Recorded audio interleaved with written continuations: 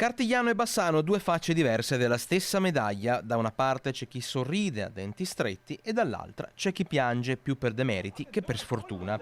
Parliamo di calcio e parliamo delle gare del primo weekend di maggio. Sabato 1 il Cartigliano ha giocato d'anticipo il recupero contro il Campodarsego.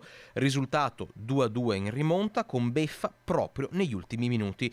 Per i ragazzi di Alessandro Ferronato si tratta comunque di un punto importante in chiave salvezza, anche se adesso i biancazzurri sono attesi da un vero tour de force con 8 partite in un mese e l'obiettivo di portare a casa almeno 5 o 6 punti per tirare un sospiro di sollievo e festeggiare l'ennesima impresa sportiva.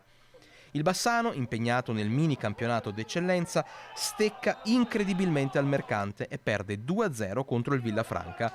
I giallorossi di Maino sono penultimi in classifica con solo 2 punti e 0 vittorie.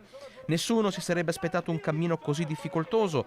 Punito da 2 rigori di Scariolo, il Bassano ha tuttavia sciupato troppo e giocato a intermittenza.